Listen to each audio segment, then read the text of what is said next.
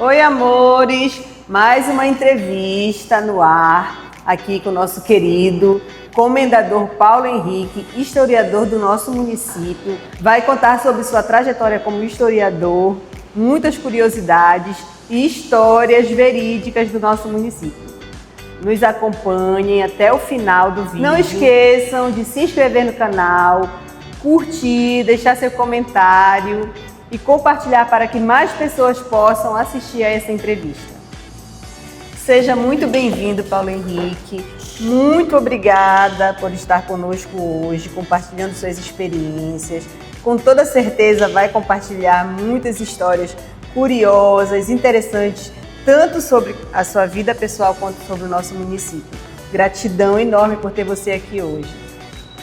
Olha, eu que agradeço a oportunidade de compartilhar, com as pessoas através do teu canal.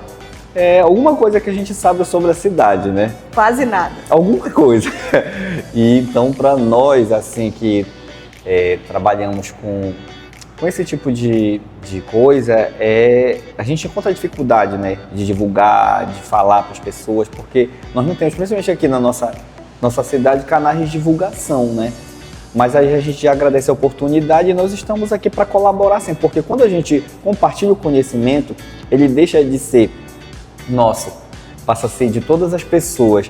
E eu sempre falo que eu fico feliz de poder contar a história, porque eu sei que ela não vai acabar. Porque a gente vai fazendo, através dos outros, a continuação dessa história.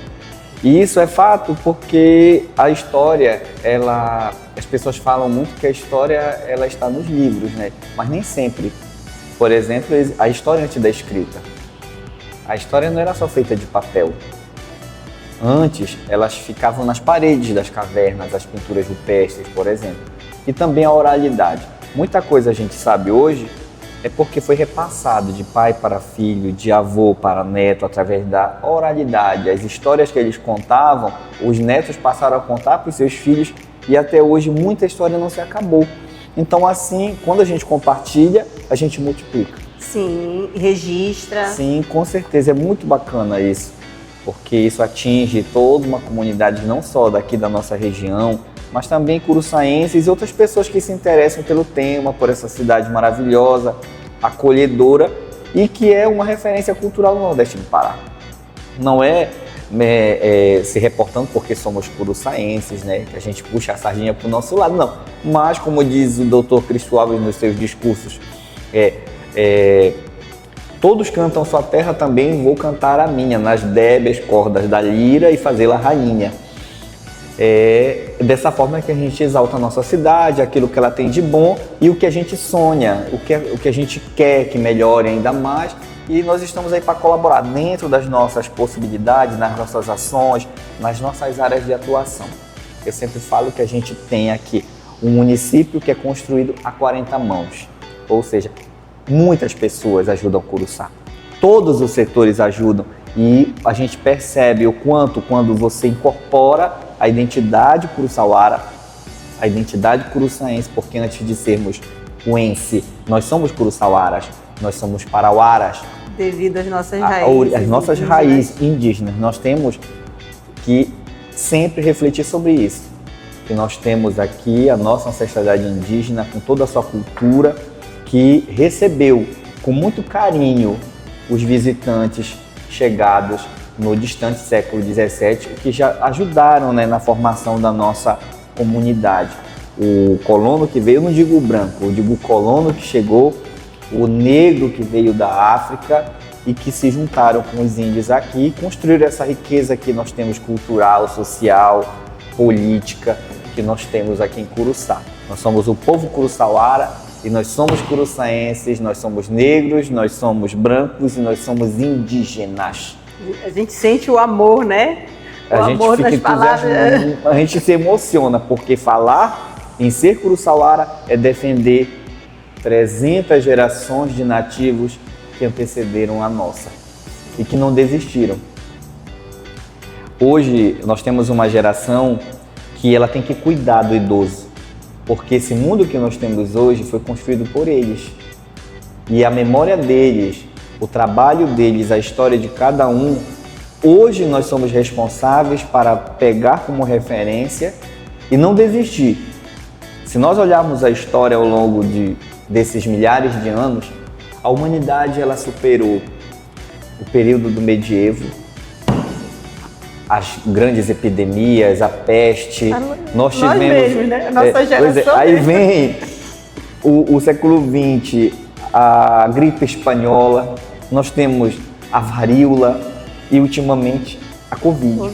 Então, somos testemunhas. Pois é, nós fizemos parte de um momento histórico da humanidade, que foi a pandemia. Assim como no passado os nossos antepassados sobreviveram para que nós chegássemos aqui. Então, existe um processo da história que é uma coisa se liga à outra. Então, a gente tem que entender que tudo é história, nós somos história. Agora, a forma como a gente interpreta a história e como nós vamos repassar e ter como referência essa história cabe a cada um de nós. E qual história nós iremos construir também para os nossos filhos, né? Filhos e netos, para a futura geração. Eu tenho certeza que você tem muito conhecimento, porque antes de ser historiador do município de Curuçá, você é historiador, é a sua profissão, né? Conta pra gente o porquê da escolha. Conta a sua trajetória. Eu já era historiador desde garoto, porque eu gostava de escutar as histórias dos idosos, né? Eu tive a alegria ainda, a oportunidade de conhecer meus avós de uma forma muito carinhosa, porque eu tive um avô materno vivo, que eu pude compartilhar com ele, mesmo na altura dos 10, 11 anos. E eu tinha uma avó do lado paterno, que também gostava de contar história. E o meu avô, ele contava história para mim, eu me interessava, eu gostava de saber como era, como deixava, né, de ser. E aquilo me entusiasmava. E eu peguei um carinho pelos idosos, que eles também me tinham como uma pessoa muito próxima. E eles contavam essas histórias. Então, assim, muitas vezes, eu pensei, quando eu estava estudando lá, na época, eu estudava no Maria Luísa, minha primeira escola foi a Escola Maria Luísa. Ensino médio? Ensino fundamental. Lá eu comecei a estudar em 1988. Naquela época, por uma feliz coincidência, a diretora era minha mãe. E logo depois ela se aposenta do serviço público, eu continuo. Eu saí do Maria Luísa quando eu concluí o ensino fundamental. Então, nesse período que eu estudei, nós tínhamos uma disciplina chamada Estudos Amazônicos. E era bacana porque, como eu já sabia muita coisa da história que os idosos contavam para mim, todos os assuntos eu colocava um pouquinho, mas você sabia que aconteceu essa coisa aqui em Curuçá? Sempre meu avô falava uma curiosidade. Uma curiosidade. E uma vez eu conversando com uma professora, eu disse, olha, professora, acho que eu vou escrever um livro sobre a história de Curuçá. Aí tem o livro do seu Tarso que ele escreveu, tem muita coisa. Aí ela disse, mas tu tem que escrever o teu, tem que fazer a tua pesquisa e tudo. E eu achei muito bacana, porque teve um incentivo do professor. Sim, importante. De me colocar nesse campo da pesquisa. E aí eu entrevistava muitos idosos, isso eu devia ter já meus 13 anos de idade. Precoce! E aí, aos 18, eu publiquei o primeiro livro. Quando eu tinha 18 anos, quando eu publiquei o primeiro livro, eu pesquisei inúmeros lugares, sabia? Eu procurava cemitério, prefeitura velha, era baús de famílias que diziam, olha, nós temos muitas coisas que era do meu avô, bisavô e tal, vem aqui que eu vou te mostrar.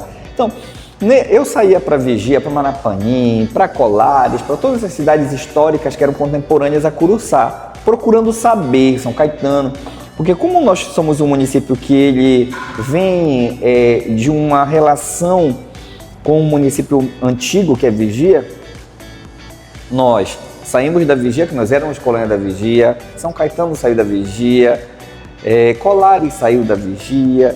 Então esses municípios todos históricos e contemporâneos, eles têm uma história em comum. Todas as famílias de Curuçá, por exemplo, são famílias da Vigia.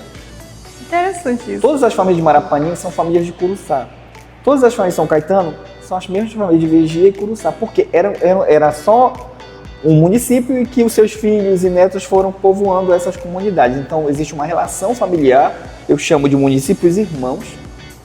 A mais recente que saiu foi Terra Alta, saiu de Curuçá. Marapanim saiu de Curuçá, Curuçá saiu da Vigia, e assim a gente tem uma relação familiar, histórica, que vem de muito tempo, vem de raízes. E o respeito entre esses municípios, ele tem que ser pautado hoje como uma forma de construir uma cultura regional. Todo mundo tem que se respeitar, porque nós todos somos municípios irmãos. Que a gente possa deixar essa vaidade de um ser maior que o outro, mas que é porque nós temos uma só origem, né? Que é uma origem da cultura paraense, da cultura regional, e que a gente possa ter o respeito mútuo para a gente construir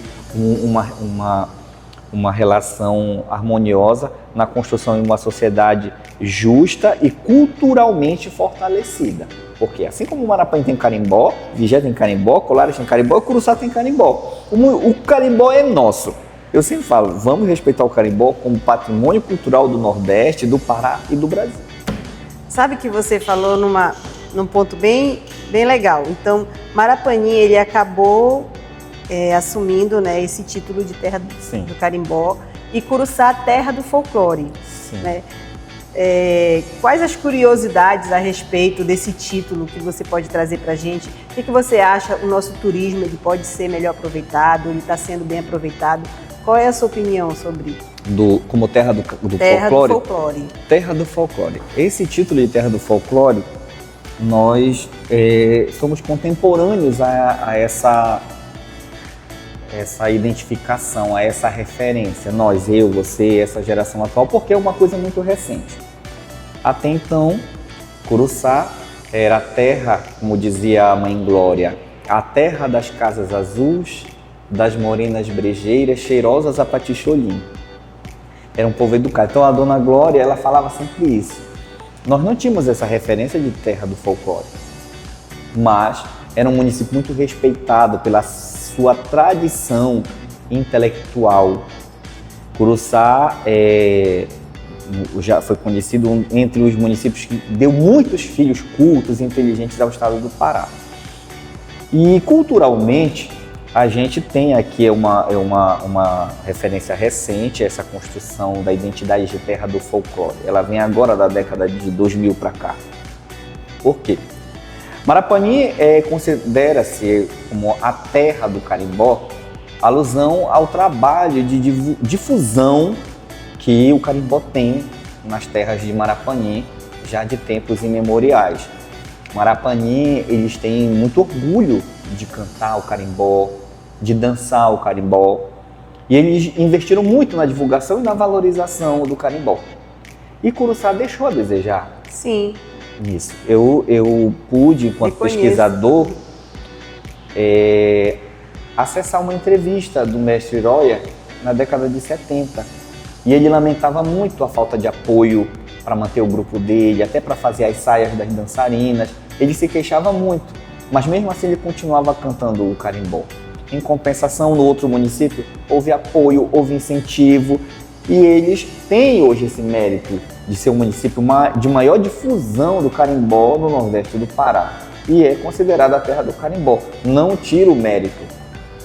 Com relação a berço do carimbó, é uma discussão histórica, cultural, de toda uma região, porque existem estudos que dizem que o carimbó ele surgiu com os índios tupinambás.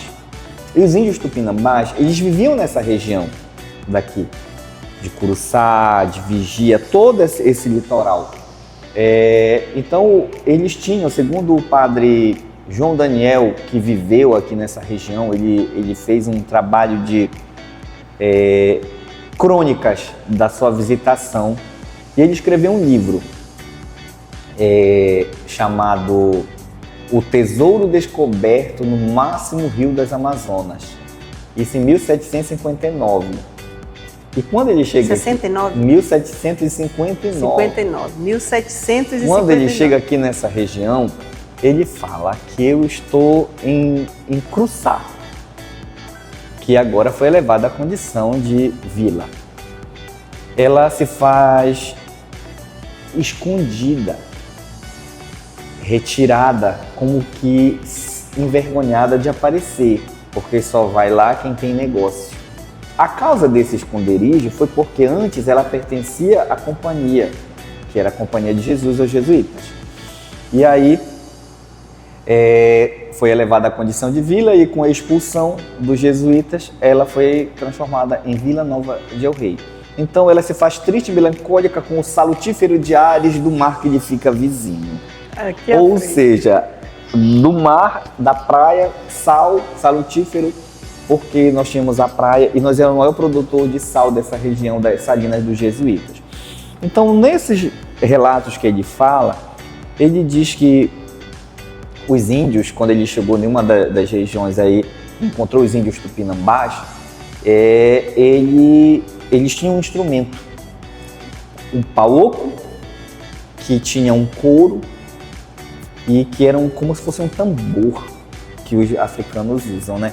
Então eles cantavam, batiam com aquele curimbó, como os índios chamavam, que é o instrumento. O carimbó é a dança. Certo. Então, assim como em Curuçá... Até hoje é chamado. É, chamado de carimbó, mas o instrumento é o curimbó.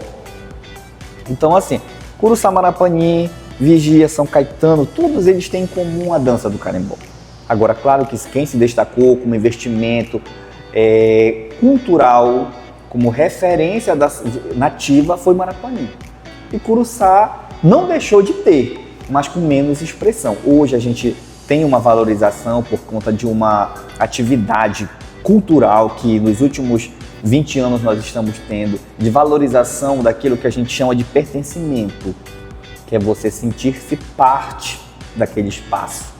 E aí quando você se sente parte, você defende. E quando você se sente parte, você procura conhecer. E quando você procura conhecer, você passa a conhecer. E quando você conhece, você ama. E quando você ama, você protege.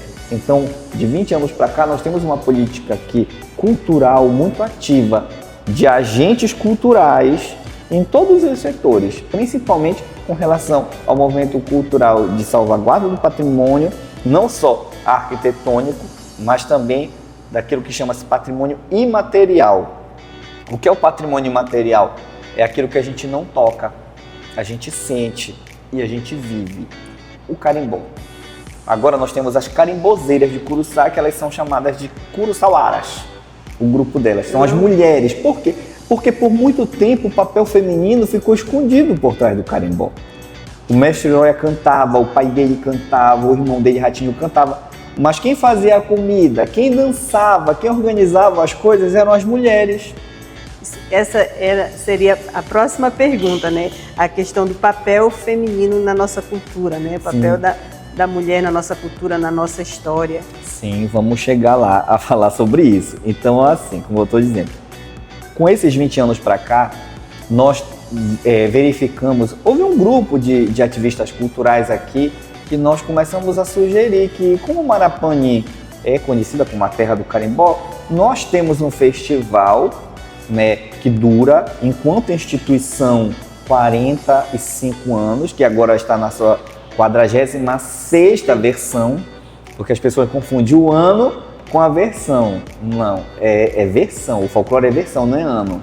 Porque se tu contar, começou em 77, para cá vai dar 47 anos.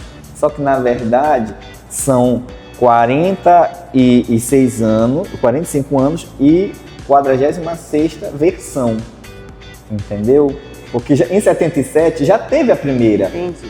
Em 78 já foi a segunda, não nasceu em 77 para completar um ano em 78. Entendi. Tu tá entendendo? Entendi.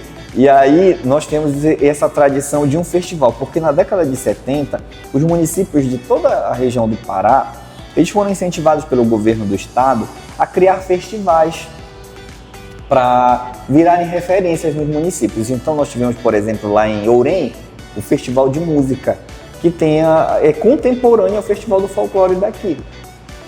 E virou referência lá. Nós já tentamos também, não foi? Fazer um festival de música, mas assim, não decolou. Foi, e o Festival do Folclore se tornou uma tradição. Quando nós estávamos no 33º Festival do Folclore, o prefeito Manuel Paulo, ele deu uma entrevista. Ele disse que aquilo já tinha se tornado uma tradição. E eu acho que aquelas palavras dele foram tão abençoadas que até hoje, quando não houve a promoção a partir do poder público, na época daquela confusão político-administrativa aqui, que nós não sabemos quem era o prefeito, aí nós tivemos aquele grupo empresarial da Boa Esperança, junto com a Serpa, e eles promoveram o Festival do Folclore, porque quando o povo quer, o povo vai lá e faz, e não precisa do poder público. E aí não deixamos de realizar o folclore porque não houve a promoção. Não houve o festival no ano da pandemia, mas por quê? Porque foi uma situação de saúde pública. Muito atípica. Isso, muito totalmente. Mas não foi porque o povo se acovardou, não. Nós tínhamos que nos proteger, entendeu? Para que a gente pudesse curtir no outro ano.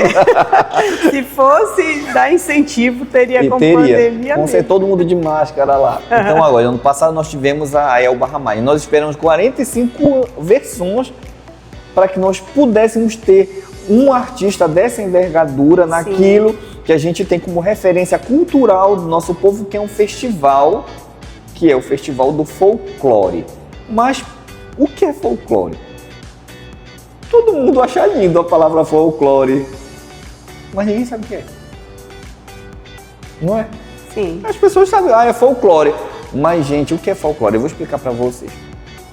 Folklore é uma palavra inglesa, que significa conhecimento que vem do povo. Então, lendas, mitos, costumes, a culinária, a história, tudo isso que é produzido pelo povo é folclore. A gente não sabe, teoricamente, mas vive, né? A gente vive isso. Agora, a palavra é linda, mas as pessoas não entendem. Não, na verdade, não há um esclarecimento para isso. Então a palavra folclore, aqui nesse contexto curuçá, não é da década de 70. Não é de 77, não é de 76, não é de 78. Eu vou contar um pouco dessa história para você. Eu me lembro como se fosse hoje, 1929. Você lembra como se fosse hoje? Eu costumo falar que eu me lembro. Mas em 29, nós tínhamos aqui, na nossa cidade, um senhor que era juiz da nossa comarca. O nome dele era Henrique Jorge Urley. Ele era historiógrafo, era casado com uma curuçense chamada Anita Cabral Urley, que era uma artista plástica da década de 20 também. Ela deixou pintada a via sacra da igreja, inclusive. E o Jorge Urley, ele era historiador, foi ele autor do livro que conta o centenário da cabanagem, chamado Os Traços Cabanos. Então o Dr. Urley, ele era um grande pesquisador da cultura de Curuçá em 1920. E ele consegue a publicação no jornal O País, que era um jornal de grande circulação, e ele era publicado no estado da Guanabara, que hoje a gente chama de Rio de Janeiro. E lá nesse jornal fala o folclore curuçaense, folclore paraense. E ele fala sobre o que nós tínhamos de cordões, fala sobre o carimbó, as músicas que cantavam, como as pessoas viviam o folclore, que é o conhecimento que o povo produzia aqui na década de 20. Essa palavra folclore, no contexto curuçaense, na década de 20 já se falava. E se você for observar, é tudo que a gente vive no nosso festival. Sim, realmente. As comidas típicas, as danças. As lendas aquelas performances que eles fazem lá, da curupira e tudo. Então você vive... A Casa da Farinha. A Casa da Farinha. Tudo isso é folclore. Então, assim, você tem a possibilidade de viver o folclore durante os 3 dias. Entendeu?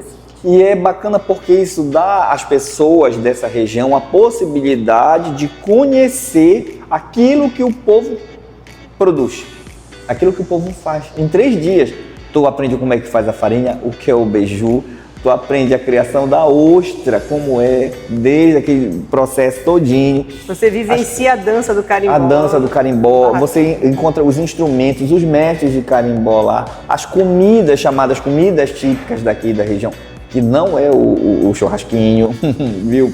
Que não é o hambúrguer, mas são comidas muito interessantes que eles fazem, que fazem parte não só da nossa cultura local, mas do próprio estado do Pará.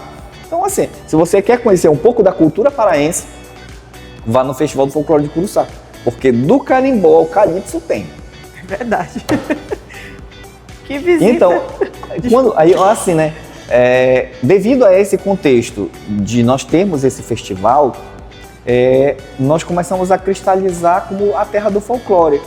E na época do prefeito Fernando Cruz, em 2010, nós conseguimos aprovar na Câmara Municipal uma lei, né, uma lei da cultura, e entre os seus artigos estabelece o codinome como a terra do folclore, para nós legitimarmos essa referência. E até hoje nós estamos com esse slogan, né, como a terra do folclore. E o quanto é difícil manter isso, assim, pelas gerações TikTok, né? Sim. Hambúrguer, Coca-Cola. Eu sempre falo que o celular, as tecnologias, elas têm que ser colocadas a favor da educação. Tem alunos que usam o celular, por exemplo, um Face, o Instagram, só para compartilhar memes e tal. Mas vamos colocar isso a favor do processo ensino-aprendizagem. No Facebook, nós temos como pesquisar lá um assunto em vídeos. O assunto hoje de história é República Velha. Se você escrever a primeira república no Brasil e clicar em vídeos, tem inúmeras publicações, sim, tem vídeos maravilhosos. E você, estudante, vai ter um auxílio ali para o assunto que você está trabalhando em sala de aula. E o próprio professor. Quando você chega com uma informação a mais, compartilha com seus colegas e apresenta para o professor, a aula fica mais dinâmica. Matemática, mesma coisa. A regra de 3, simples e composta, tem vídeos maravilhosos no próprio Facebook que você pode usar. Então, hoje tem uma lei, por exemplo, da proibição dos celulares nas escolas. É lei, tudo bem. Mas do ponto de vista pedagógico, nós podemos usar, mas claro, com toda a disciplina, a orientação pedagógica e olhar que essa é uma ferramenta muito importante. Hoje nós não podemos ficar alheios, viu, às tecnologias, mas a gente tem que entender o quanto hoje o uso desorientado do celular dentro da sala de aula pelo aluno, ou até em casa mesmo, cria um indivíduo refém, viu, de um mundo restrito onde ele interage somente com uma tela. Aí deixa de ter as relações sociais dentro da própria família, não conversa mais com o pai, não conversa com o irmão, se fecha dentro do quarto, muitas vezes o pai não consegue monitorar e aí depois a gente tem o quê? Um indivíduo que não está conseguindo interagir com o público. Isso são consequências do uso excessivo do celular, da tela. Eu falo assim, realmente na questão de manter as nossas tradições, né, manter a nossa cultura, os nossos costumes, porque hoje, por exemplo, a nossa questão de dança, nós tivemos a honra de entrevistar o pessoal do Pássaro. Sim, né? Do cordão, né? Cordão de Pássaro, ano passado. É uma tradição que eu vi na época que a minha avó era viva. Ela me levava para assistir, inclusive aqui nessa rua passava né, que ela morava mais ali adiante, mas não tinha mais aqui. Então veio a Irles com a família dela de Mosqueiro trazendo o Tentem, o pássaro Tentem de Mosqueiro. E não é mais nosso, a gente não vê mais isso. As crianças dançam na rua TikTok, sim, entendeu? A gente não vê. Quadrilha mesmo, a gente tá com o quê? Uma quadrilha no município? Eu acho que eu só estou sabendo da Chamego, que está ensaiando. Eles ensaiaram várias vezes aqui, só que o tempo agora do clima não permite mais, porque chove muito, né? Então a gente está perdendo isso. Seria bacana nós termos um trabalho de incentivo, né, de uma reeducação, né, voltada para usar essas tecnologias para incentivar o reavivamento da cultura popular. Cordão de Pássaro, viu? Nós tínhamos as Folias de Reis, nós só temos o seu Esse ano teve. O seu Anilo. O seu Anilo, ele é um dos poucos que canta folias por aí. Então nós temos a Folia de Reis aqui, nós temos um abade. Mas nós tínhamos antigamente a Folia de São Pedro no Arapiranga. Então essas coisas vão se perdendo. Por quê? que não está havendo um repasse do quê? Da importância da proteção, da salvaguarda dessa tradição que é nossa. Já pensou se esses mestres partirem, com quem vai ficar? Uma coisa que nós estamos perdendo agora são os mestres calafates, né? O carpina naval. São poucos senhores que ainda sabem fazer uma canoa e o jovem não quer aprender. Claro que hoje tem muita coisa que chama a atenção do jovem, mas a gente precisa fazer algumas oficinas de incentivo à carpintaria naval, porque era uma tradição nossa. Nós tínhamos um estaleiro aqui onde era o mercado há muitos anos, antes da construção do mercado. Nós tínhamos no Abade e os mestres estão indo embora. E com eles vai consigo todo um ofício, toda uma tradição secular aí. Com certeza. O que significa para você, Paulo, ter o título de comendador? Comendador Paulo Henrique, ou comendador. Desde o período medievo, as comendas, né? A comenda é um título honorífico que é concedido pelas instituições públicas para as pessoas que têm alguma contribuição do ponto de vista social, cultural, como se fosse reconhecendo os méritos da pessoa. Então, o comendador do período medievo era quem tomava conta da comenda. O barão tomava conta do baronato. O marquês do marquesado, que eram as terras limítrofes do reino. O duque do ducado. Hoje esses títulos são apenas títulos honoríficos, não representa aquilo que era na época do Império, na época da Renascença, do período da Idade do Medievo. Hoje é um título de reconhecimento do mérito da pessoa em determinada área que ele atua. Então o comendador Paulo Henrique fez esse trabalho do ponto de vista histórico, cultural, desde a sua adolescência e foi agraciado, né, com esse título de comendador por várias instituições públicas, não só aqui em Curuçá, grão-mestre, viu, por várias instituições, inclusive recebi do Instituto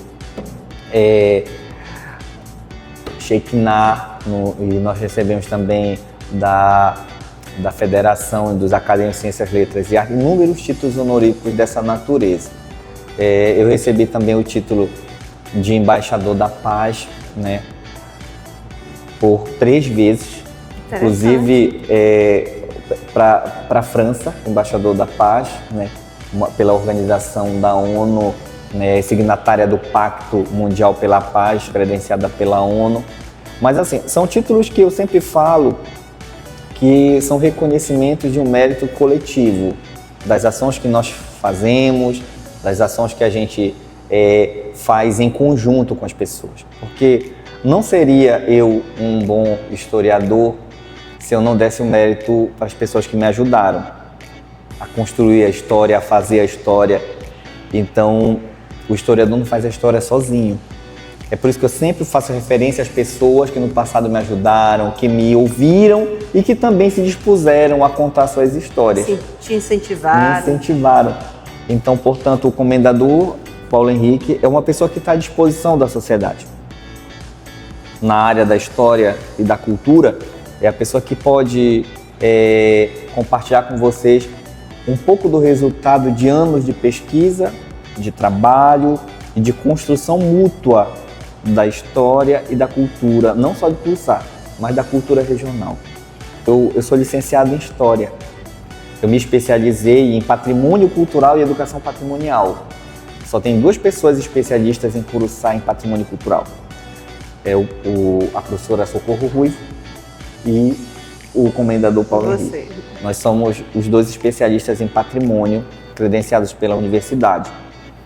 E depois me especializei em administração escolar, supervisão e orientação pedagógica.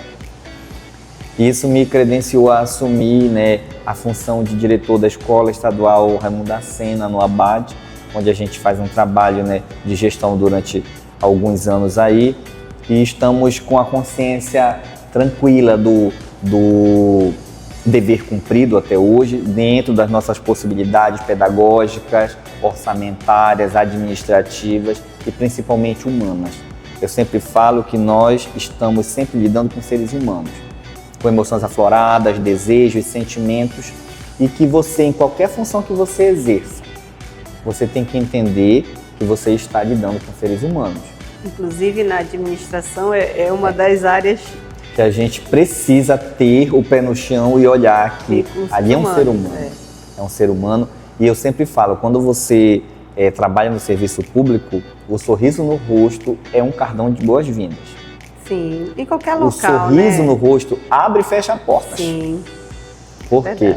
Porque você tem que ter a empatia de se colocar no lugar da pessoa que está chegando para ser atendida. Porque ela não vai lá porque ela quer, é porque ela precisa. Por algum motivo. Algum motivo ela tem de procurar qualquer repartição, até uma loja.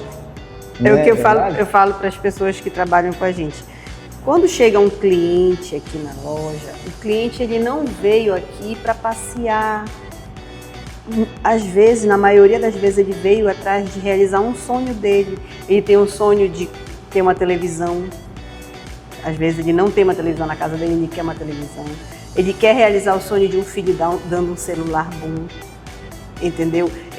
A mãe não tem uma lavadora, não tem um sofá na sua casa, o filho quer dar de presente. Então não é apenas uma venda, é a realização de um sonho, entendeu? Então, às vezes, o cliente pode se frustrar por não ter um bom atendimento. É verdade. Então, e aí isso marca. Sim. Viu? Existem clientes que chegam, se eles não forem bem atendidos, eles procuram outra loja. Sim. A mesma coisa em escola, em qualquer instituição.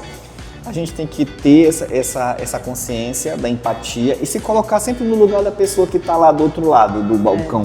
Com certeza. Porque se a gente se colocar, a gente vai realmente tratar a pessoa como nós queríamos que fôssemos tratados. Sim, e isso é um exercício que tem que ser feito todos os dias.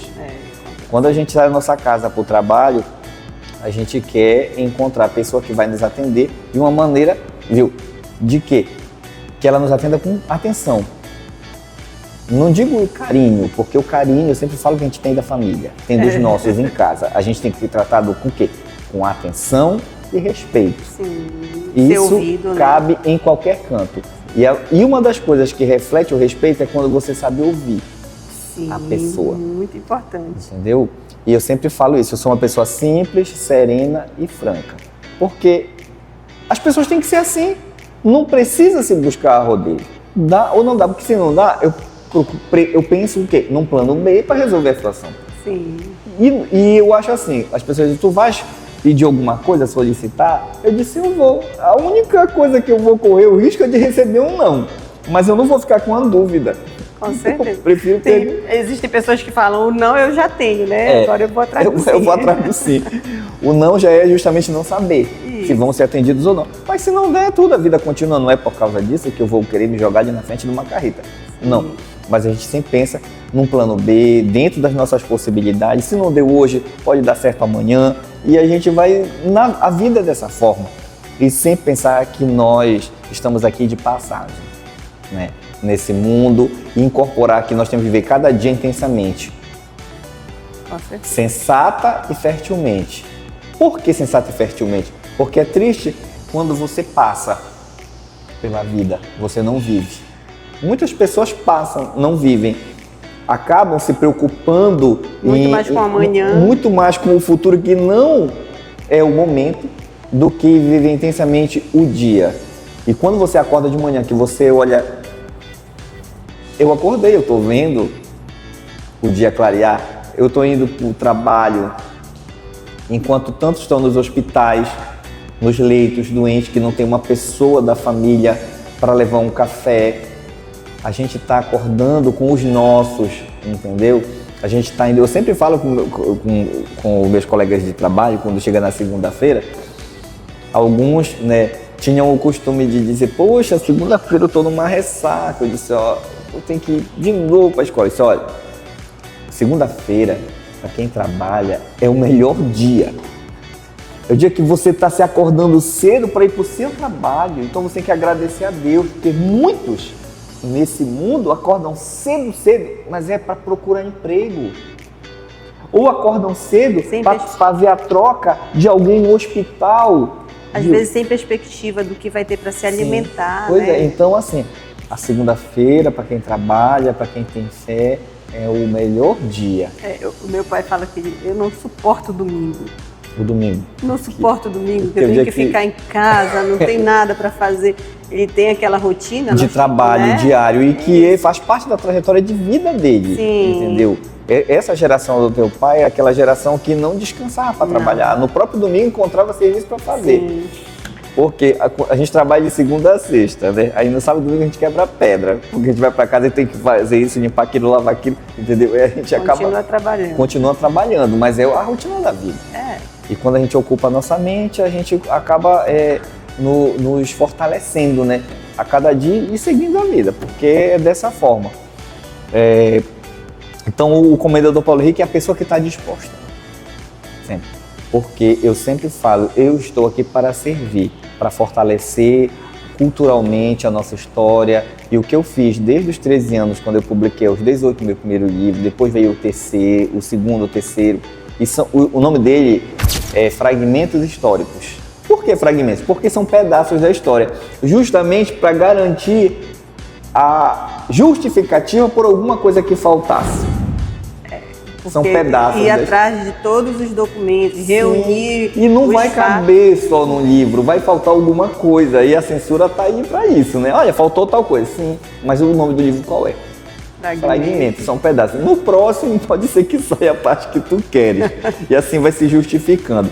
Aí o ano de 2023 eu tive um desafio de escrever um livro que foi um livro para ser usado como material didático aqui na rede municipal. Desde a década de 90 se estabeleceu a história de Curuçá, a geografia no âmbito da formação do estudante nas suas primeiras séries, né? Aqui. Só que nós nunca tivemos um livro propriamente didático com atividades voltadas para isso, história e geografia. Da nossa realidade, Curuçá, um livro regionalizado. Isso é muito importante, porque a gente estuda de uma maneira geral. Né? E esquece que nós temos a nossa participação em comum, que a gente não precisa procurar exemplo lá, porque nós temos aqui. Sim. Entendeu? Mas só que a gente não consegue ver, a gente não consegue identificar, né? Que a nossa história é ligada à história do Pará e à história do Brasil. Por exemplo, o movimento cabano. Aqui nós vivemos o período cabano, mas todo mundo fala da cabanagem em Belém. Mas Curuçá teve uma participação durante esse movimento. E quando a gente tem a oportunidade, eu faço um trabalho aqui de educação patrimonial com os estudantes, viu? Em determinadas datas, aqui a gente recebe diariamente estudantes. As datas cívicas, a gente faz um chamado passeio aqui pelo Centro Histórico, falando sobre o casario, falando sobre os momentos que a história se passou aqui. Então, esse trabalho, ele foi feito e ele acaba fazendo parte de todo o contexto que a gente atua. Então, quando me pediram para fazer este livro, foi um desafio que o prefeito na época pediu, para atender a necessidade das pessoas conhecerem a sua cidade, conhecer a sua cultura, a sua história e valorizar. Porque se a gente não conhecer, a gente não vai valorizar. É inadmissível, é inaceitável, a gente não vai conseguir se tornar responsável por uma coisa que a gente não conhece. Quando nós lemos O Pequeno Príncipe, fala sobre a rosa, né? Então, a rosa era como qualquer outra, mas ele conhecia aquela rosa, então ela era única no mundo. Para ele, ela era única. E a nossa história ela vai ser a única se a gente conhecer, porque ela tem as especificidades. Como foi que nós vivemos? Como foi que nosso avô, bisavô viveu esse momento histórico aqui? E isso só é possível se a gente trouxer o conhecimento para a comunidade. Agora, como é que a gente vai trazer se a gente não tem um instrumento? Então, o prefeito Tarrafa, na época, me convidou a fazer parte do projeto de elaboração do livro e eu assumi o desafio não por vaidade, mas por responsabilidade e compromisso com a minha cidade. E com a sua profissão. Com a minha profissão de historiador. E aí eu participei da elaboração, esse livro foi publicado agora recentemente. É este livro aqui, ó. Que legal, gente. E colocou o palacete na frente para ilustrar, né? É História e Geografia. Ele é utilizado para educação de jovens e adultos, e as primeiras séries, né? As séries finais do ensino fundamental. Na rede pública. Na rede pública aqui do município de Curuçá. Então atrás nós temos o hino da cidade, que as pessoas... Da sua autoria, né? Não, o hino é do seu Darcy com o seu Emílio. A bandeira, o brasão e o selo é de minha autoria.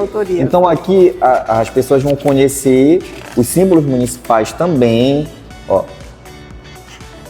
E vão conhecer a origem do nome de Curuçá, breves traços históricos. E tem muita coisa interessante aqui, que aí você vai poder conhecer os vultos históricos, as personalidades, os resquícios que ainda temos da nossa ancestralidade indígena. Aqui de Curuçá. Esse é distribuído para os professores da rede municipal utilizarem como instrumento na sala de aula em História e Geografia. Olha, gostei demais dessa ideia. Olha, parabéns. Aí a gente fala sobre... os prefeitos que já passaram por... Nós temos umas ilustrações, por exemplo, essa aqui é a primeira igreja de Curuçá, quando ela tinha só uma torre e tinha 3 portas na frente. A gente olha aquela igreja totalmente diferente hoje, com 2 torres, né? Aí nós temos ela também aqui, que mostra essas alterações ao longo do tempo. Olha, aí já tem a outra torre construída, ou como era a Rua do Rosário, com os antigos casarões. Nós tínhamos a minha avó morava no casarão, eu morava com ela. Aqui os artefatos arqueológicos que nós encontramos, que fazem parte da história dos índios aqui.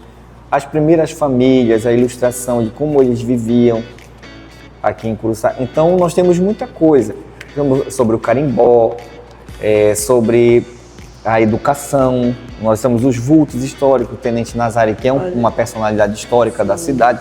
Então, esse livro está aí para colaborar e garantir que a nossa história, a nossa cultura não pereça. Olha, parabéns pela iniciativa. E aí a gente está aí para colaborar com as pessoas. Prefeito na época, né? O prefeito da Rafa, junto com você e a equipe, parabéns. E aí a gente está aí satisfeito porque muitos, como diz Mário Quintana, eles passarão, eu passarinho, entendeu? O livro vai permanecer, a história deles vai permanecer. Porque ninguém vai esquecer que foi na gestão do prefeito Tarrafa, com o vice Hamilton, a época que foi feito esse trabalho, né? Que daqui futuramente as pessoas vão buscar como referência da história. Em relação aos desafios que você encontra para desenvolver esse trabalho maravilhoso, Paulo? Olha, quando a gente começa a fazer um trabalho dessa área, na nossa comunidade, a Bíblia diz que nem sempre um profeta é bem aceito na sua terra, né? Mas eu vou te dizer sinceramente, eu fui muito feliz nesse contexto. As pessoas que me ajudaram, que me deram atenção, que acreditaram em mim, meus professores de história, o professor Edivaldo, uma das pessoas que acreditou em mim. Eu tive a satisfação de receber recentemente o professor Assunção Amaral, que foi meu professor na graduação, está dando aula aqui na UFPA, em Curuçá, e quando ele lembrou que ele teve um aluno daqui, que era o Paulo Henrique, disse, ele é o diretor lá do Palacete, que é o nosso centro cultural. Sério, eu sabia que um dia eu ia ouvir falar nele. E ele veio aqui me visitar, trouxe um livro que ele também ele é historiador e escreve sobre a questão da nossa africanidade. Foi autor daquele livro sobre a africanidade, que é assim, os negros da senzala à vitrine, por conta dessa discriminação e tal, que o negro ainda continua lá, na vitrine. Ele não é o consumidor, ele está do outro lado, vendendo. Então, assim, essa relação de trabalho na atualidade. Então, é um livro muito bacana que ele escreveu. Então, assim, ele teve essa referência. Agora, aqui em Curuçá, a nossa tarefa de historiografar a comunidade, eu tive muito apoio do ponto de vista de incentivo cultural, histórico. As pessoas me ajudaram muito fornecendo suas fontes. Agora, por muito tempo, o sacrifício para publicação foi muito difícil, muito difícil. Eu fazia, para publicar os meus primeiros livros, eu fazia uma venda antecipada. Eu conseguia fazer o orçamento na gráfica, quanto sairia cada livro, sem lucro, porque a minha vontade era divulgar a história, não era ter lucro, era fazer com que o livro chegasse nas mãos das pessoas. E aí a gente fez um livro que era quase um livro de consulta, era desse tamanho. Era muito conteúdo. Aí não tinha condição de fazer uma publicação de tudo aquilo. Foi o que eu fiz, eu dividi em 3 livros. Para a gente poder ter a possibilidade de publicar, né? E as pessoas começarem e terminarem. Porque um livro é gostoso quando você inicia e termina. Sim. Não virar um livro de consulta. Eu vou tipo uma enciclopédia, eu vou pesquisar tal assunto, eu vou só naquele assunto. Entendeu? E aí a gente conseguiu fazer dessa forma. Dificuldade de apoio para a literatura, que a gente não tem. Tem muitos poetas aqui em Curuçá, tem muita gente que escreve poesia, crônica, mas até hoje não publicou seu livro, porque a indústria gráfica é muito cara. Então, assim, as pessoas muitas vezes falecem e não publicam seu livro. E existe ainda, tem outra situação do historiador, do pesquisador, do poeta, é que muitas pessoas, elas não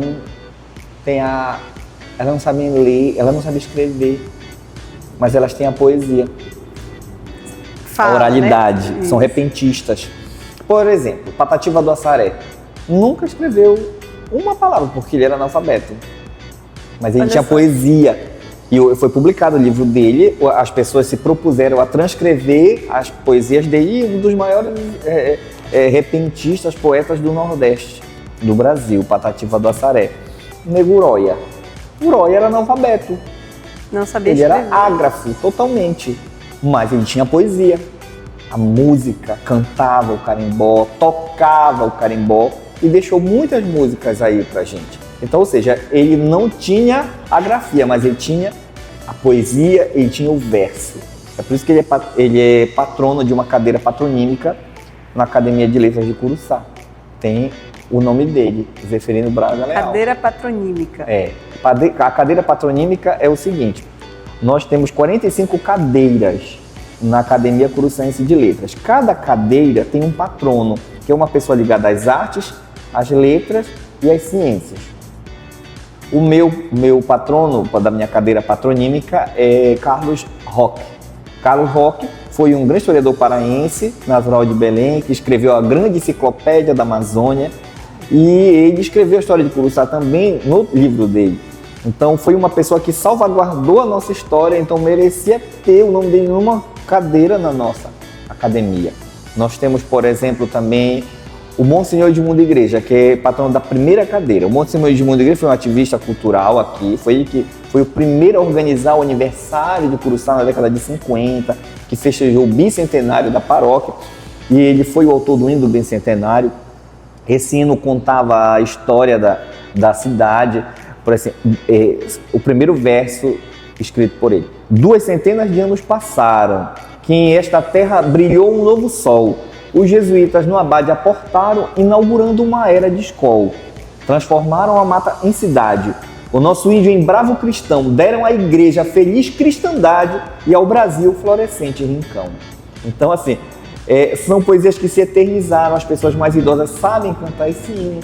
Eu ia falar para você, ele tem hinos, né? Sim, tem livros, e ele é considerado, né, um homem que era um homem santo do ponto de vista da fé católica, e a ele são atribuídos supostos milagres recentemente. E foi aberto um processo de beatificação dele junto ao Vaticano, e se Deus quiser, ele há de subir agora do altar. E nós vamos poder, né, tê-lo como um beato. Né? Se for comprovado mais um milagre, aí ele se torna já santo. Isso aí é o processo já do Vaticano. Mas assim, a dificuldade é a falta de incentivo financeiro para os ativistas culturais do ponto de vista historiográfico, seja do ponto de vista da literatura mesmo, da poesia, que a gente encontra. Por muito tempo eu tive que fazer esse tipo de serviço para poder a gente publicar, né? Mas com relação a fontes de pesquisa, aqui nós tivemos uma história muito triste com relação à salvaguarda do patrimônio documental, arquivos, por exemplo. Na década, quando os jesuítas foram expulsos daqui, muitas documentações foram extraviadas. Até o livro do Patrimônio Territorial da cidade, que chamava-se Termo, que foi feito em 1759 pelo rei de Portugal. Nós perdemos esse documento, que era a área territorial da cidade, que chamava-se Termo de Vila Nova de El Rei.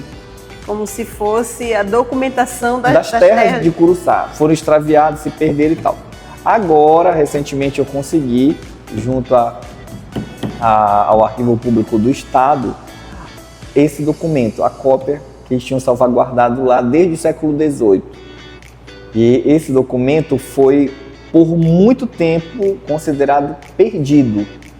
E houve, em 1150, uma referência apenas ao primeiro patrimônio de que o documento tinha sido extraviado, e foi feito um novo documento, lamentando a perda, porque quando houve a cabanagem, houve o incêndio do prédio da Câmara, e nós perdemos grande parte da documentação de Curuçá. Aí quando houve o incêndio do prédio do Fórum, em 97, perdemos mais documentação, perdemos o cartório, e nós ficamos órfãos, né, de documentação. O pouco que sobrou estava no arquivo da Câmara e uma parte no arquivo da Prefeitura, que salvaguardou diante de algumas administrações que tivemos aqui que não cuidaram da documentação. Então eu tive que ir para Vigia, São Caetano, Colares, ir para Belém atrás de documentação referenciais a Curuçá. A questão da história, né? Você vai para outros lugares em busca da nossa história. Da nossa história. Por exemplo, em Maracanã tem muita coisa de Curuçá, entendeu? Dentro dos seus arquivos. Em Vigia também, por exemplo, em Vigia tu encontra as cartas de alforria dos escravizados. Olha aqui, que legal. Os documentos de todo o patrimônio de Curuçá lá, de tipo inventários, desde 1601 trocado, nós temos na Vigia. E é muito bacana porque, como nós pertencemos à Vigia, muita coisa ficou preservada lá. E é muito bom porque pode-se estudar parte da nossa história pegando como referência esses municípios. E é bacana porque você toca no documento que tem 200 anos, que fala sobre o cotidiano da cidade, como era, entendeu? É muito interessante mesmo. Então, assim, você quando quer, você vai, e quando você encontra um documento desse, é maravilhoso. Outro dia eu estava analisando, tá tendo uma confusão lá para Vila Ponta de Ramos com relação a terras, que eu já vi uns vídeos no Facebook. Mas essas terras da Vila Ponta de Ramos, elas são terras da paróquia de Nossa Senhora do Rosário. Elas sempre foram da Nossa Senhora do Rosário, da paróquia. E a documentação existe até hoje. Está lavrada no cartório da Vigia. Lá, essas terras elas eram cedidas aos moradores desde o século XIX, como nós chamávamos, eles pagavam o aforamento, que hoje as pessoas usam um termo chamado IPTU para a prefeitura, mas a Vila Ponta de Ramos, por ser uma área da paróquia de Nossa Senhora do Rosário, se pagava o laudênio. O laudênio é um imposto que não é para o município. Ele, até a década de 70, era pago para a paróquia, que é a legítima dona dessas terras. E aí, assim como as terras de marinha, o que são terras de marinha e existem as terras da marinha. Terras de marinha são as terras onde o mar, na maré mais alta, até 90 metros, está sob a gestão da marinha, porque qualquer intervenção que for necessário, eles podem precisar daquela área, só fazem a indenização da benfeitoria, terras de marinha. Da marinha é patrimônio da marinha. Então, assim como em Petrópolis, não se paga IPTU, se paga um termo chamado laudênio. O imposto é pago para a família imperial brasileira, que nós temos. Nós não temos império, mas nós temos a família real, entendeu? Sim. O direito dinástico deles. Então, assim, eu estava olhando e disse, mano, é uma confusão lá, mas essas terras todas são da Paróquia Nossa do Rosário, registradas em cartório. E então, mas a confusão toda que resolvam para lá, né? Mas olho do ponto de vista histórico, né? Porque essas terras são da Paróquia Nossa do Rosário. Existia um livro imenso, assim, que cada responsável da comunidade lá, como Carlos Mendes, Jovita e tantos outros, eles anotavam quem pagava esse tipo de imposto que era repassado para a Paróquia Nossa do Rosário. Então, assim, eu olho do ponto de vista histórico essa confusão toda lá, né? E muitas pessoas tinham a posse dessas terras porque foram concedidas a autorização pela paróquia durante muitos anos, séculos, inclusive. Aí depois disso, o que define é o título público, não é isso? Mas aí esse é um problema hoje já jurídico, mas o que existe, por exemplo, se as terras são da paróquia do Rosário, existe uma coisa para desmembramento, a cadeia dominial. Quem foi o primeiro dono, entendeu? Muitas vezes para se fazer uma certidão vintentária. O que é uma certidão vintentária? Quem foram os proprietários, os donos durante os últimos 20 anos, para se garantir todo o processo da cadeia dominial, entendeu? Então, existe a documentação e eu espero que as pessoas resolvam isso da melhor forma possível para evitar conflitos, porque o importante hoje não só um imóvel físico, um prédio, mas qualquer propriedade é fazê-la produzir, né? O uso útil do espaço e que as coisas se tornem cada vez melhor para todos nós. É igual o nosso palacete. O nosso palacete sofreu um incêndio em 2015, ficou jogado aí a condição de quase uma destruição total, mas ele só não caiu porque em 2001 o prefeito Bigode, quando nós fizemos um movimento aqui pela construção de um novo prédio por Olinda Veresalves que ainda funcionava aqui, o governador Miguel Gabriel, ele já estava na campanha para a reeleição dele. Nós reunimos um grupo de alunos e tal, e eu fui chamado para receber o governador como aluno e a Raquel, filha da professora Ilza. E um dos meus amigos disse assim: Ei, eu sei desenhar, outro disse: eu também sei, aí vamos fazer um cartaz. Aí os dois, o Wellington, um que faleceu, filho do professor Cristo, e o outro Wellington, que é o Wellington Furtado, que tem um apelido de Pote. Então, nós éramos todos contemporâneos, então eles fizeram um cartaz. O lema da campanha do Miguel Gabriel era Almir faz, Almir fica. 45, PSDB. E aí eles fizeram um cartaz imenso numa cartolina, assim, juntaram 2 cartolinas, aí foi eu, o professor Sabino, Raquel, os professores do Olinda na frente do outro lado da praça para receber o governador, para ele olhar a situação do Olinda aqui. E aí recebeu o governador. Quando ele chegou na frente do chafariz ali, os meninos levantaram. Almir faz, Almir fica, na promessa. Aí, amiga, o governador ficou vermelho, chamou o menino cá. O que vocês querem, né? Ele pegou o governador, isso deve estar gravado, porque isso foi feita a filmagem à época pela imprensa. Ele pegou e rasgou na frente de todo mundo. E disse: olha, eu vou falar para vocês. A gente não faz as coisas só de uma vez. Tudo tem seu tempo. Aí ele veio, nós entramos nessa sala do lado de lá, já sala do artesanato. Como é que está a proposta de reforma isso aqui? Aí disse: não, existe a construção. Tá aqui, aí o professor Sabino abriu em cima da mesa a planta do prédio que foi prometido para ser construído. Aí ele diz: olha, ia ser derrubado e construído. Não, para lá, a planta de um novo prédio para o Olinda. Aí ele disse assim: antes de 60 dias eu vou mandar construir o prédio novo. E você, Bigode, tu vai dar um jeito de reformar isso daqui. E aí o Bigode comprometeu o prefeito também. Aí o Bigode fez assim e foi muito bacana. Bom, antes de 50 dias já estavam cavando os alicerces do novo prédio. O governador nunca veio inaugurar, construiu, mas nunca inaugurou o prédio. Na época, ele ainda é um prédio bonito, né? Para a época moderna, né, com aquele estilo que usa a questão do clima, que as paredes são todas com tijolo vazado, né, para conta da ventilação.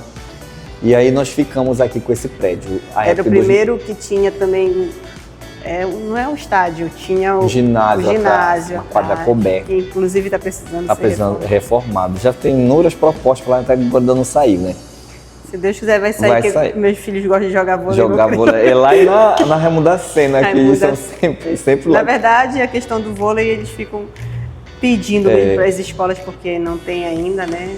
Aí esse prédio ele foi reformado na época, em 2021, né?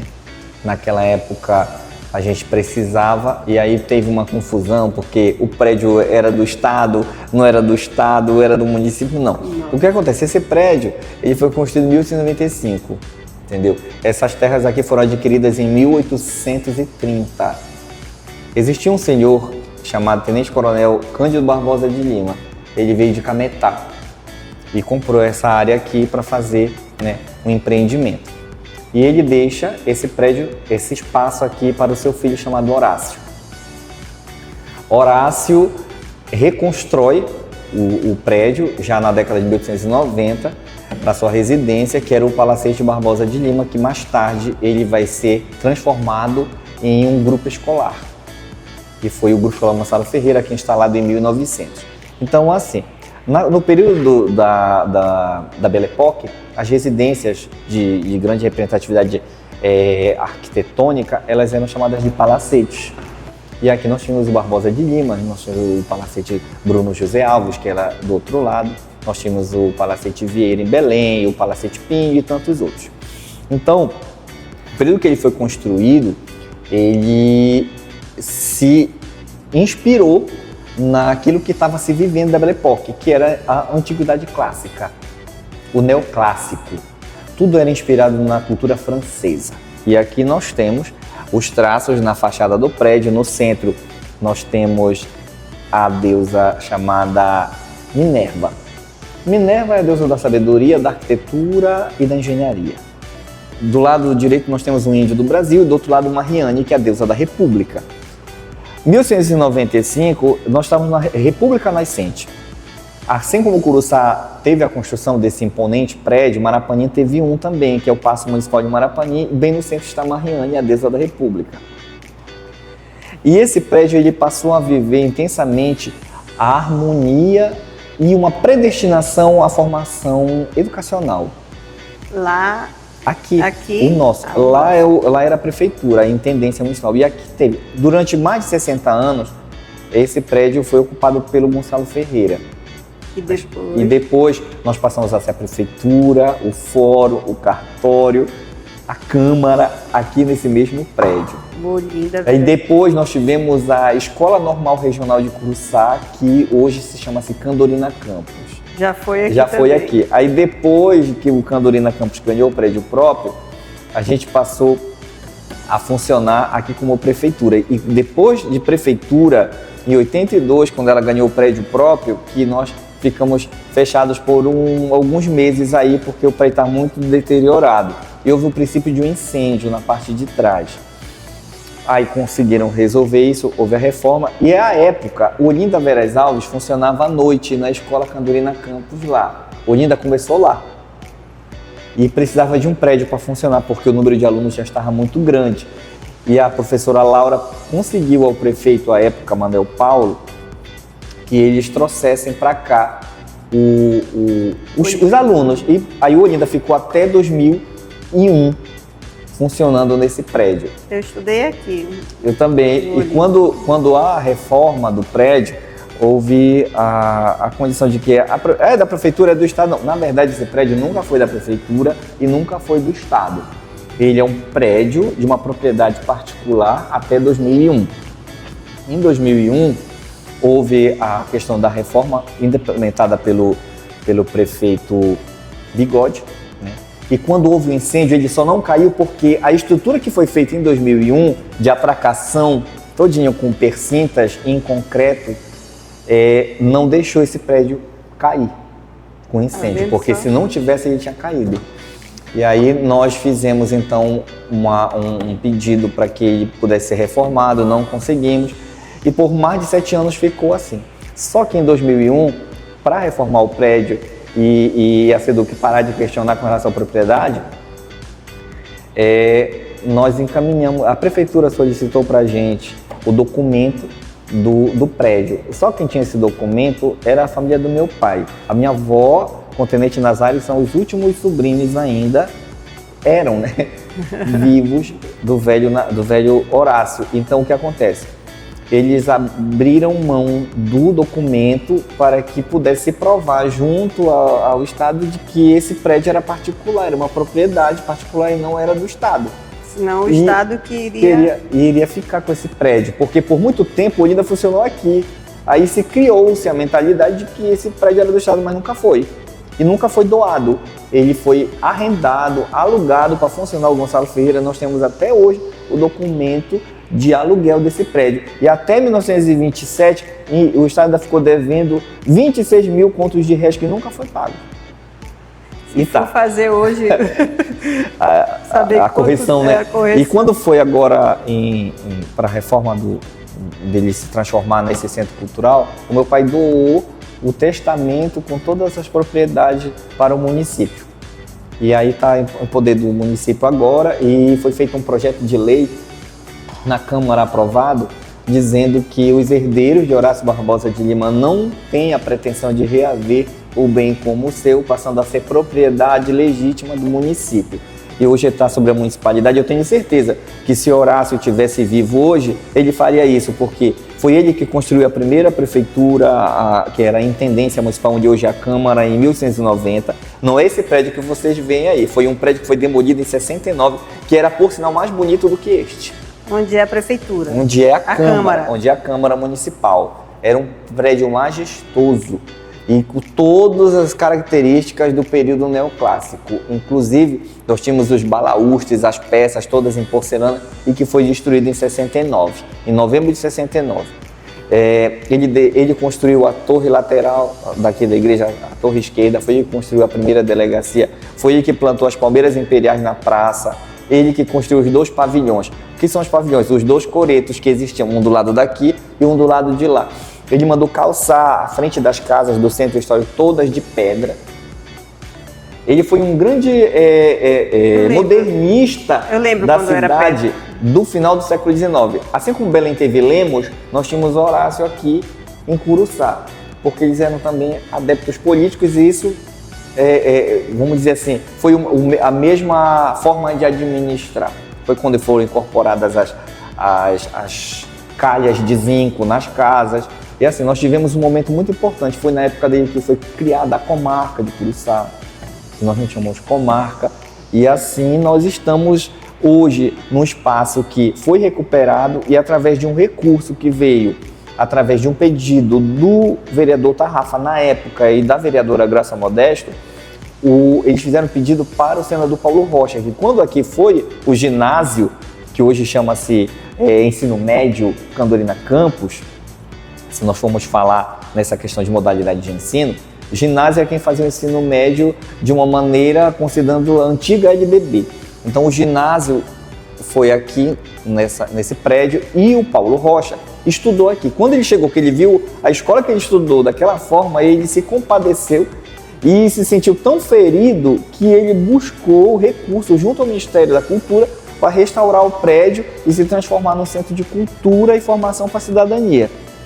E foi implementado no governo Tarrafa, as obras, foi concluído e inaugurado e devolvido à comunidade. Hoje a gente tem aqui aula de canto coral, nós temos aula de piano, nós temos aula de flauta, nós temos aula de teclado, nós temos um espaço de artesanato, onde os artesãos expõem o seu souvenir para levar de lembranças daqui de Curuçá. Nós temos esse espaço aqui, que é um espaço de reuniões, que funciona como um auditório. Nós temos muito utilizado diariamente. Nós temos uma rotina aqui intensa, né? Nós temos uma biblioteca que nós estamos recuperando através de uma campanha com o cartório. A doutora Luísa Chaves, que é a nossa tabeliã, é uma grande parceira nossa, então ela faz uma campanha de doação de livros para a nossa biblioteca. Nós estamos formando, né, uma nova biblioteca, porque os títulos que nós tínhamos aqui foram todos incendiados, né, naquilo que aconteceu em 2015. E aí nós temos a biblioteca e estamos reativando ela para pesquisa de forma técnica. É interessante você falar sobre a biblioteca. Para doar, vocês têm um critério, um tipo de livro? Livros técnicos. Porque as escolas têm suas bibliotecas escolares, entendeu? Então, os livros técnicos é que nós estamos tentando criar esse estilo. Nós temos livros científicos aí da área da medicina, nós temos uma estante que é só de direito, nós temos as grandes enciclopédias Barça e Mirador que doaram para a gente. Então, nós estamos nessa busca, porque é muito importante uma biblioteca numa cidade. É um espaço onde as pessoas vão ter o prazer de tocar no livro. Mesmo que a modernidade nos dê a possibilidade de livro digital, no tablet ou no celular, no computador, mas o prazer de tocar um livro, de segurar isso aqui, é totalmente é diferente, incomparável, entendeu? Então nós estamos nessa campanha, reativando a biblioteca aí, com muito sacrifício.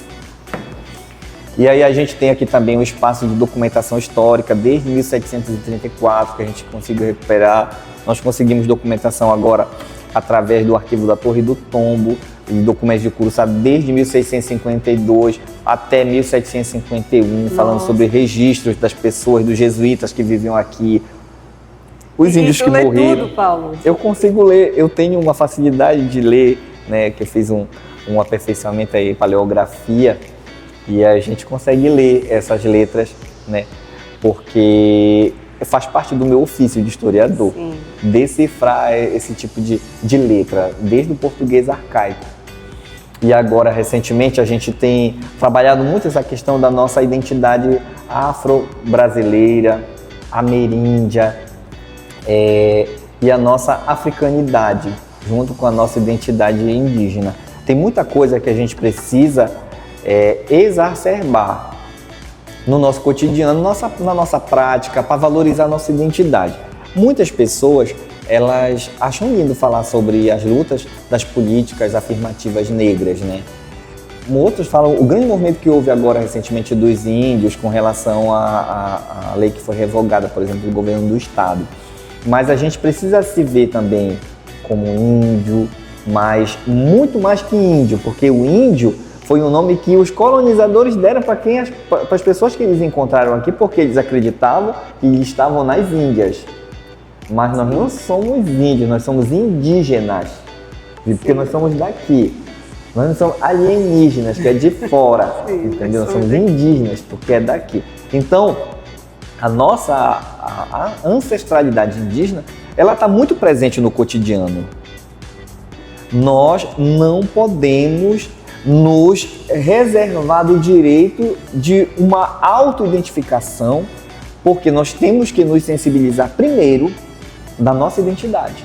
Nós não podemos esperar que os outros nos valorizem, nos identifiquem como indígenas, se a gente não se reconhece. Com certeza. Por exemplo, nós temos ali a comunidade de Pinheiro, a comunidade de Andirá, tem muitos moradores que têm traços, né, indígenas, mas, por exemplo, os primeiros habitantes do Pinheiro foram índios trazidos lá da ilha Caviana. E qual mensagem você gostaria de deixar para as novas gerações que desejam seguir essa carreira de historiador ou historiadora? Sim, com certeza.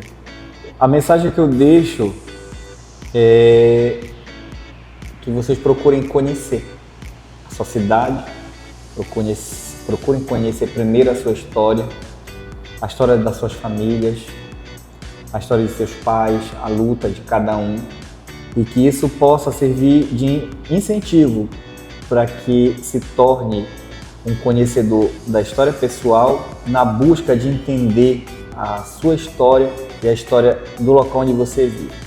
Conhecendo a sua história, você vai poder proteger, você vai poder preservar e divulgar.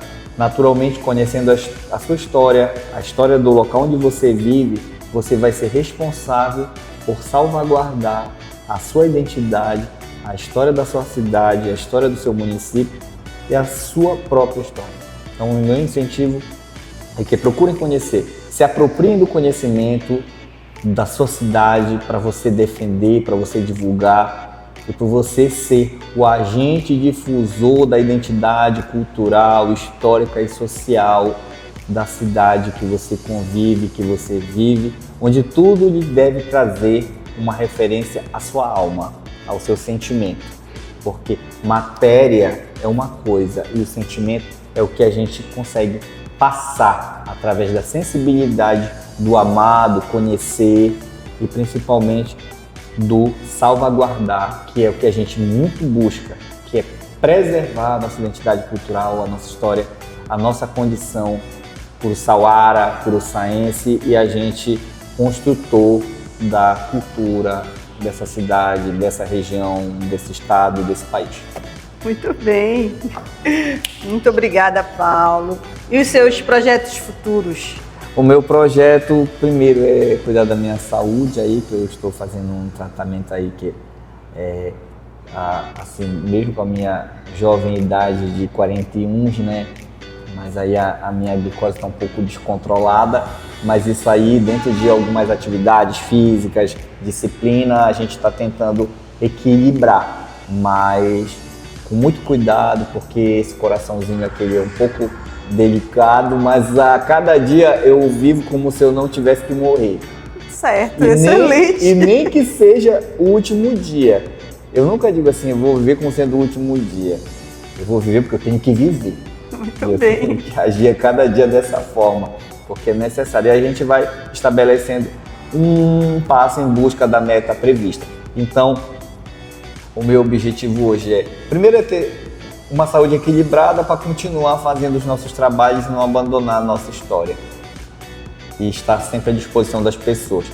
Me curtam na minha página no Instagram, que eu sou o comendador.paulo Henrique. Nós temos uma página virtual no Facebook, que é o Museu Virtual de Curuçá. Eu também peço para vocês curtirem a página do Palacete Barbosa de Lima, tanto no Instagram quanto no Facebook. Me curtam o Paulo Henrique lá no Facebook também, a gente compartilha muita coisa e tudo que a gente consegue fazer para divulgar a história da cidade, a cultura, nós estamos aí à disposição.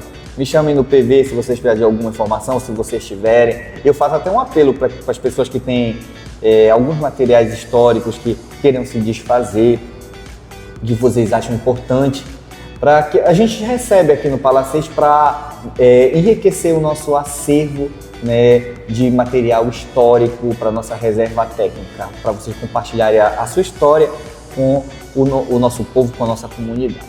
Muito bem, Paulo. Tá bom? Muito, muito, muito obrigada de coração. Eu que agradeço a oportunidade e eu estou à disposição sempre. Muito obrigada a todos que ficaram até o final conosco. Não esqueçam de compartilhar mais esse vídeo com essa história interessantíssima para todas as pessoas que vocês conhecerem, que estiverem interessadas. Muito obrigada.